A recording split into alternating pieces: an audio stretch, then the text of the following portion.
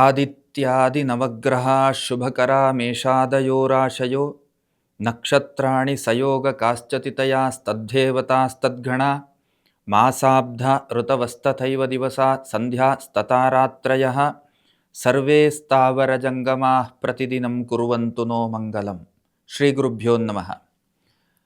ವಿಶ್ವವಾಣಿಯ ಸಮಸ್ತ ವೀಕ್ಷಕ ಬಾಂಧವರನ್ನ ವಾರ್ಷಿಕವಾದಂತಹ ದ್ವಾದಶ ರಾಶಿಯ ಚಿಂತನೆಯ ಕಾರ್ಯಕ್ರಮಕ್ಕೆ ಸ್ವಾಗತವನ್ನು ಕೋರ್ತಾ,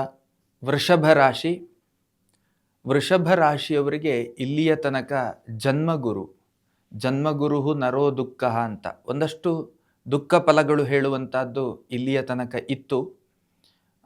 ಸದ್ಯೋ ಭವಿಷ್ಯತ್ತು ಅರ್ಥಾತ್ ಮಾರ್ಚ್ ಮಾಸದ ನಂತರದಲ್ಲಿ ಗುರು ದ್ವಿತೀಯ ಭಾವಕ್ಕೆ ಸಂಚಾರವನ್ನು ಮಾಡ್ತಾನೆ, ಅರ್ಥಾತ್ ಮಿಥುನ ರಾಶಿಗೆ ಸಂಚಾರವನ್ನು ಮಾಡ್ತಾನೆ. ಮಾರ್ಚಲ್ಲ, ಮೇ ತಿಂಗಳ ನಂತರ.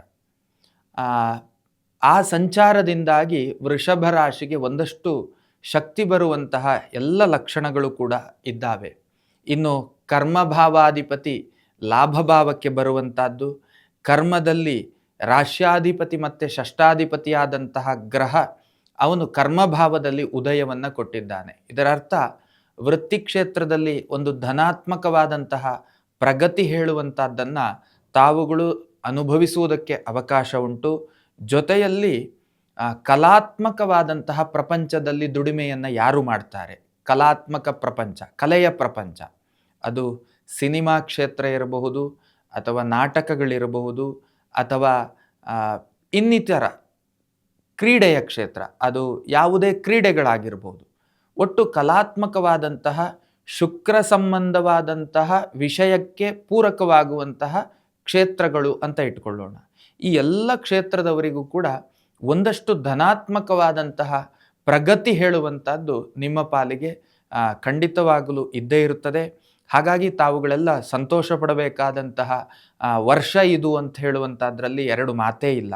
ಇನ್ನು ದೈಹಿಕ ಮಾನಸಿಕವಾದಂಥ ಆರೋಗ್ಯ ವಿಷಯದಲ್ಲಿಯೂ ಕೂಡ ದೈಹಿಕವಾಗಿ ಯಾವುದೇ ತೊಂದರೆಗಳು ಎದುರಾಗದಂತೆ ಇರುವಂತಹ ಸಾಧ್ಯತೆಗಳು ಬಹುತೇಕ, ಮಾನಸಿಕವಾಗಿ ಒಂದಷ್ಟು ಗೊಂದಲಗಳಿಗೆ ಅವಕಾಶ ಆಗುವಂತಹ ಸಂದರ್ಭಗಳು ಎದುರಾದರೂ ಕೂಡ ಏನು ಆಶ್ಚರ್ಯಗಳಿಲ್ಲ.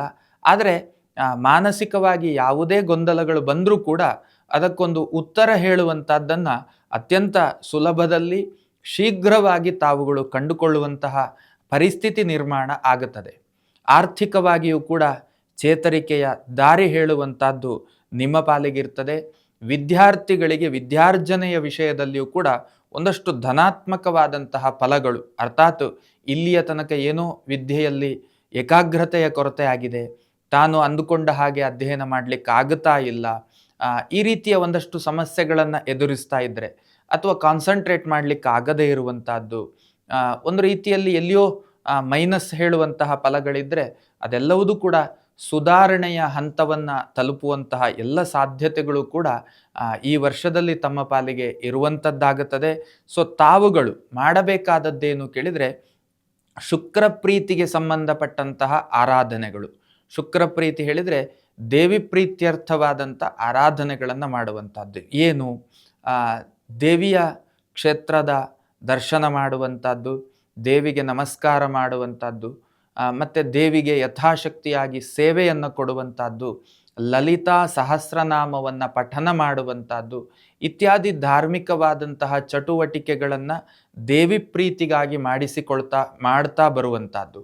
ಇನ್ನು ಸಪ್ತಶತಿ ಪಾರಾಯಣವನ್ನು ಮಾಡಿಸುವಂಥದ್ದು, ತನ್ಮೂಲಕವಾಗಿ ಪ್ರಸಾದ ಸ್ವೀಕಾರ ಮಾಡುವಂಥದ್ದು, ಇಂತಹ ಪ್ರಕ್ರಿಯೆಗಳಿಂದ ನಿಮ್ಮ ವೃತ್ತಿ ಜೀವನದಲ್ಲಿ ಇನ್ನಷ್ಟು ಯಶಸ್ಸನ್ನು ಕಾಣಬಹುದು. ಆರ್ಥಿಕತೆಯ ವಿಷಯದಲ್ಲಿ ಒಂದಷ್ಟು ಬಲಾಢ್ಯರಾಗುವುದರ ಕಡೆಗೆ ಗಮನವನ್ನು ಕೊಡಬಹುದಾಗುತ್ತೆ. ಇನ್ನು ದೈಹಿಕ ಮಾನಸಿಕವಾದಂಥ ಆರೋಗ್ಯ ವಿಷಯದಲ್ಲಿಯೂ ಕೂಡ ಒಳ್ಳೆಯ ಫಲಗಳು ಹೇಳುವಂಥದ್ದು ನಿಮ್ಮ ಅನುಭವಕ್ಕೆ ಬರ್ತದೆ. ವಿದ್ಯಾರ್ಥಿಗಳಿಗೂ ಕೂಡ ಒಂದಷ್ಟು ಧನಾತ್ಮಕವಾದಂತಹ ಫಲಗಳು ಹೇಳುವಂಥದ್ದು ಅನುಭವಕ್ಕೆ ಬರ್ತದೆ. ಇಷ್ಟು ಧಾರ್ಮಿಕ ವಿಧಿಗಳನ್ನು ತಾವುಗಳು ಈ ಸಂವತ್ಸರದಲ್ಲಿ ನಡೆಸಿಕೊಳ್ತಾ ಹೋಗುವುದರಿಂದ ಒಂದಷ್ಟು ಶುಭ ಫಲಗಳು ಹೇಳುವಂಥದ್ದು ನಿಮ್ಮ ಜೀವನದಲ್ಲಿ ಖಂಡಿತ ಸಾಧ್ಯ.